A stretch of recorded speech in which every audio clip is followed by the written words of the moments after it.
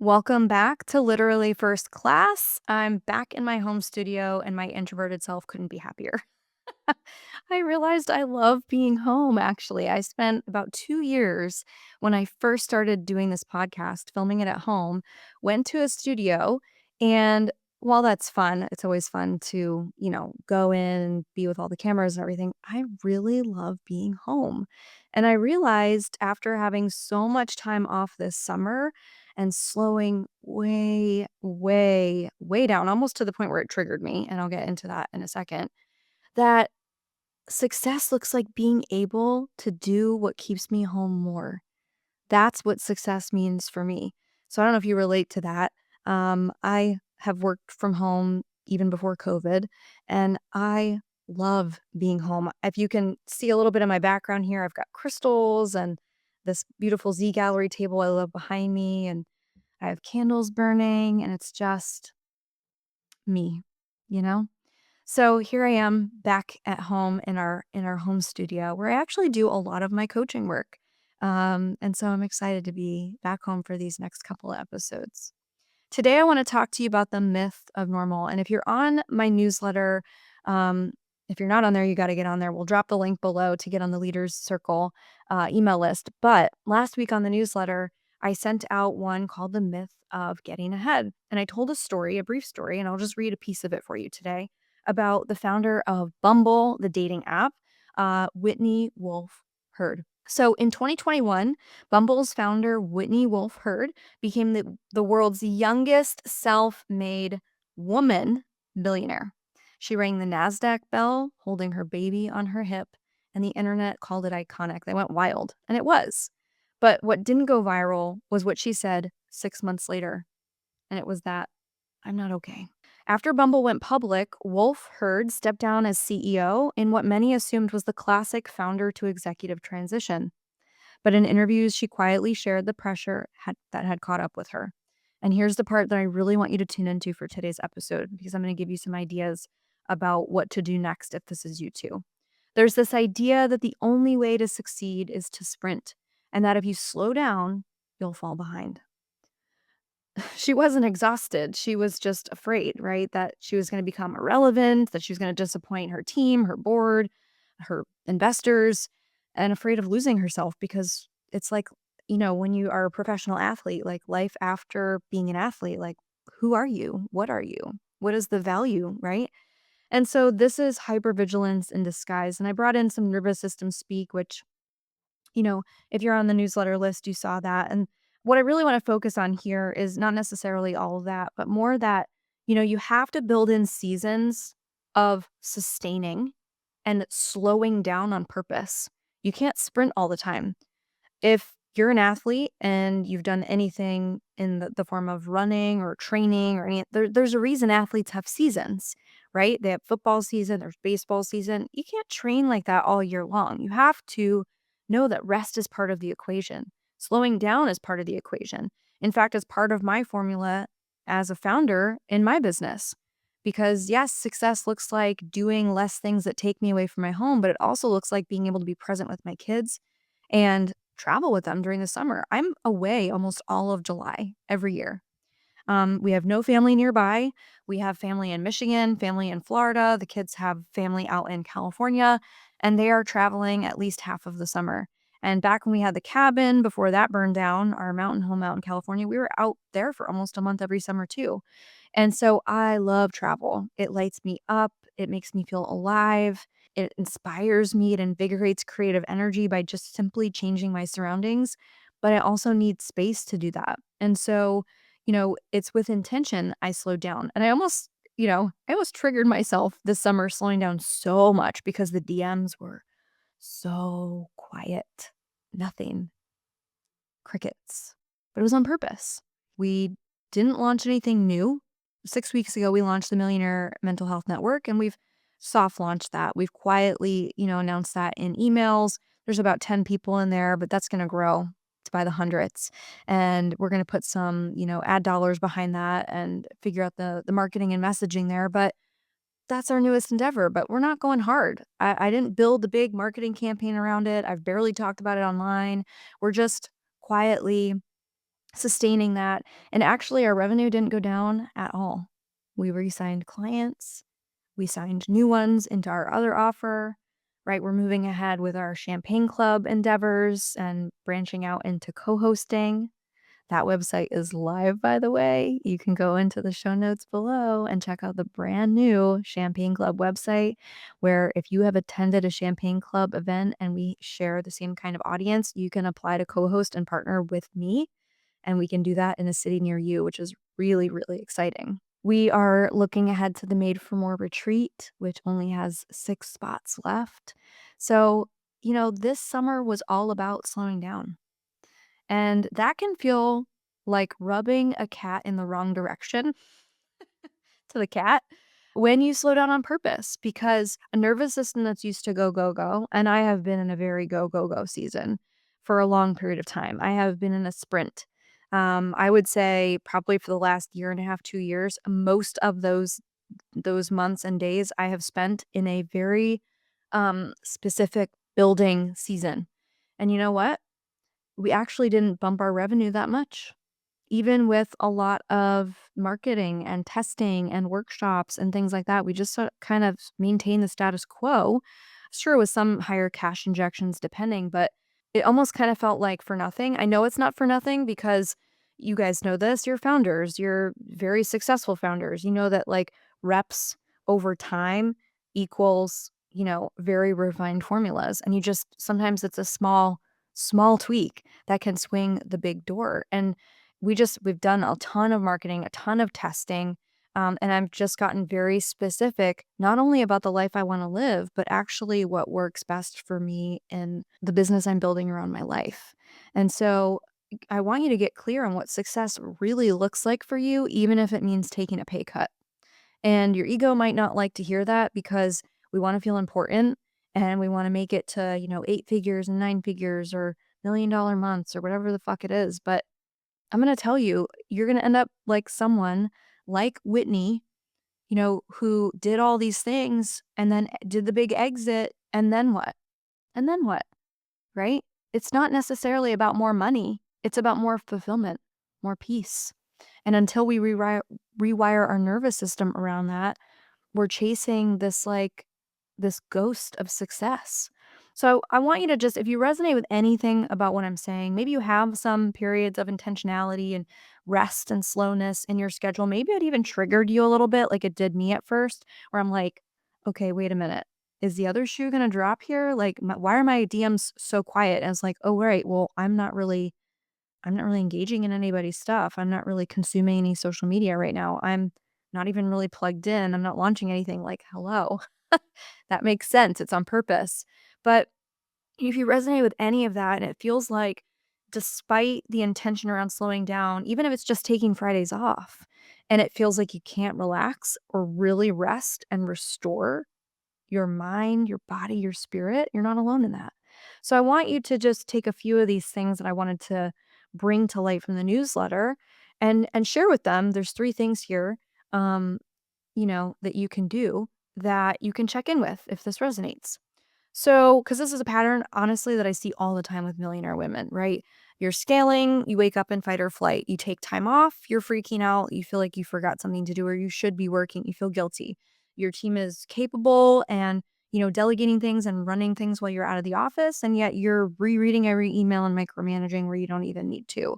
Or you reach one goal and then, something fills in the time that you were supposed to take off and you set another goal, right? Or maybe even your revenue dipped and your body's freaking out and you feel like, well, you can't take this time off. Now you have to like pivot and go quickly seal up the leaks in the ship. Sometimes that's necessary. But I am here to challenge you around that because is it really? Is it really? So, a couple things. If your calendar is super scheduled, but your clarity is low, this is an indication that you probably are burned out, running on fumes, or in overexhaustion. Um, no one can sustain a sprint like calendar for a long period of time. Just like when I did track in high school, first I did, who was my, I did the eight, at first I tried the 400 and the 200. I'll be honest with you, I sucked at those. Then I found the 800. And what I did was first 400, I would do at a nice faster pace. And the second 400, I would sprint my ass off and I would like push it over the finish line. And I figured out kind of as I was graduating senior year that that was like my event. So I didn't get to reap the benefits of figuring all this out or, um, I don't know, get good enough, I think, around the training to like hone in on it. But I just thought that was interesting. And I want to use the sprint analogy to business because what happens when you run really fast for a period of time? You can only go so far, right? The faster you go, the shorter you're running, right? So the 200, explosive speed. Like our fastest people were doing that race. Even the 400, like longer, but not quite as long as the 800. And so they needed to really, sprint for that 400, but you can only do it for so long. You can't run that fast for that long because you get lactic acid, your muscles give out, you risk injury, you get hurt, right? Your heart rate is up, you're out of breath.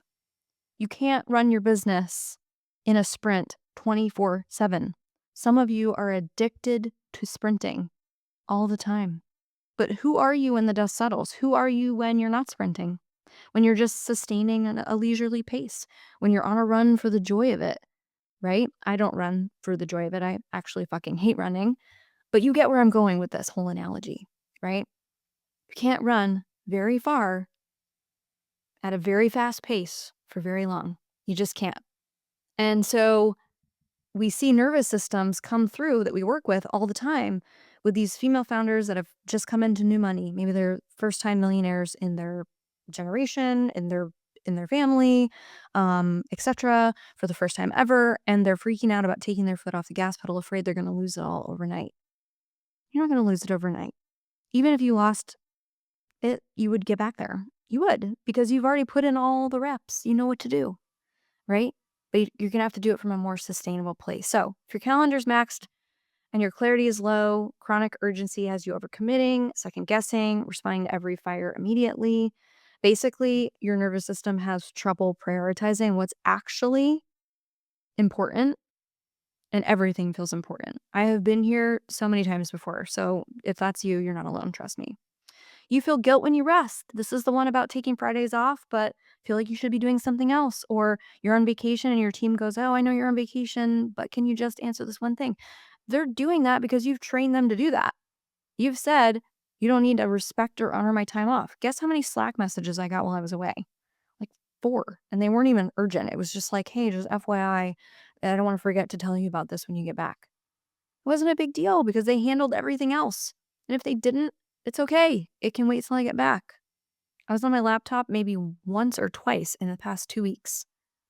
Okay, so you feel guilt when you rest. Now, let's say you maintain that Friday off, but that Friday off is mixed with anxiety. So you're off, you don't have anything on your calendar, but you're anxious the entire time. You're not really resting, right? You're probably just channeling that anxiety in a new way. So that's just an invitation to look at something where stillness occurs, can actually feel like danger to the nervous system. That's probably because you've been running in a sprint for a long period of time. And so when you slow down, it feels like something's wrong. That just means you're coming out of a sympathetic state, meaning fight, flight, adrenaline, dopamine drive, right? Go, go, go. And here is a very interesting one, and this is often a blind spot for a lot of people that we work with, which is you create momentum through self-created pressure. Who created that timeline? Who set that goal? Who said that this needs to be the marker? Like, growth. You have goals. Like, you're not going to be lazy just because you took a week off or a couple weeks off or you slow down a little bit and you say, "You know what? In this season, maybe I'm not going to set a goal, or maybe I'm not going to set a goal as high." Why not explore that? Why not explore slowing down just a little bit?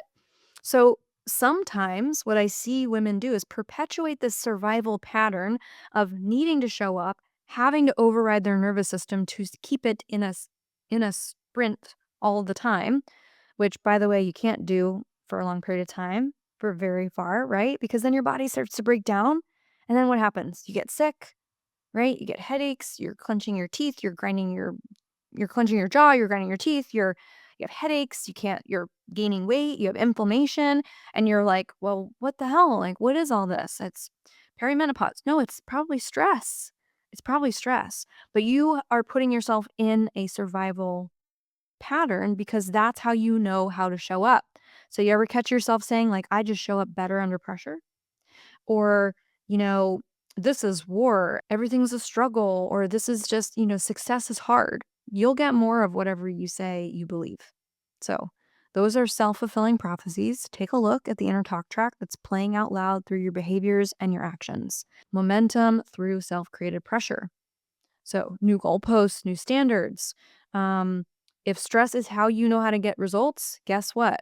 You will fuel your success through stress. That's how you correlate them in your body. So, that pattern can be undone, and you can do it actually without losing income. You can actually do it through making more money. We work with women all the time that want a new way of doing business, that want to be their best self while not sacrificing themselves in the name of success and doing so. That is a very interesting place because it's a blind spot for most people. So those are three things that you can do and take a look at, right? So how do you do this? Okay, pause before you plan. I want you to meditate for 15 minutes and just drop in. There's an app called Ananda, Ananda. I love listening to it. Some of you also have my Millionaire Mindset meditation program. There's like 86 meditations in there. We don't even sell that one public facing, but if you just shoot me a DM about the Millionaire Mindset, I'll hook you up. I know the lady that created it, and we'll make sure you get in there, you get access. But this is how you get grounded to yourself. Listen first before you orient out, right? Then strategize. Most bad decisions are made in bad states, dysregulated states where you're frazzled out of your mind, you're reacting, you're in that maybe self-created pressure, like stress response. That's not where I want you making decisions. I need you to stay in your 1% zone. So pause before you plan. Take 15 minutes, go a little bit slower. This is about learning how to install a brake pad in case you need it, in case you want to leverage that, because that's also a superpower. Going fast is great, but knowing when to brake and how to brake, equally important, right? I want you to redefine what success means to you. I talked all about how building a business around my life is really important to me. We have the kids home for summer break. We're reading 30 minutes of a personal development book every morning. They're reading John Gordon right now. Um, they're reading that on their own time, to be clear. I have my own summer reading, but I wanted them to be present. I didn't want them to go to camp this summer. I wanted camp to be our camp, which is learning how to do life with us. Like, okay, Jake's cooking, bring them into the conversation around cooking. Show them how to do it with them. Okay, I'm like balancing the spreadsheet. Okay, come look at our P&L. Come join me on a leadership team meeting on Zoom. Like, they're being invited into life school, right? They're in like life camp. So I want you to make a T-chart on paper, and on the left side, I want you to write sustainable success. And on the right side, I want you to write speedy success. Most of you know speedy success, right? Part of your success comes from your ability to be decisive. You know what you want. You know success is inevitable. You've created a lot of different things. You've probably, achieved most of your vision boards at this point. Great. But do you know how to install a brake pad? Do you know peace? Are you present with your family? Right? What is sustainable success for the long term? What's going to keep you in the game, right? Not working hard in a sprint, but keep you inspired, keep you loving your work, keep you joyful. What's going to keep you there? So, sustainable momentum is not necessarily about speed. It's about staying connected to your power, your drive, your creativity, your mission, your purpose without using stress as the activator. That's the key part, right? If you need help with that, my team and I, we can help you with that. We do that all the time with our clients. This is where we get to let success feel safe. So if your nervous system thinks that success is dangerous, and this isn't true for all of you, by the way, too visible, too vulnerable, too demanding, you'll sabotage it. And I know, again, that's not true for a lot of you too. Some of you it is, some of you it's not. So some of you don't have an issue with visibility. Some of you don't have an issue with, doing hard things. You actually have an issue with slowing down, installing the brake pad, right? Being honest with what's true. Like, I am burned the fuck out. I am doing too much. Like, we all have seasons of hard, but you can't be in that season forever. So, all right, just to recap, pause before you plan, meditate for 15 minutes, redefine what momentum actually means, right? Sustainable success, speedy success. And then do the rewiring work around what success means for you. Some of you, it's going to mean, not sabotaging really good things, like where things are going really great. And some of you, it's about, again, learning to slow down and learning how to not always continue to live in the hard. Not everything has to be hard. Not everything has to be a war. Not everything has to be like something you have to, override your nervous system to achieve. And if you are doing that on a consistent, prolonged basis, it's not fucking worth it. It's not. Because guess what? Then they end up in the seat across from me saying, Keri, I hate my business. Nobody understands how much pressure I'm under, and I feel trapped. Help me find that passion again. Help me learn how to slow down.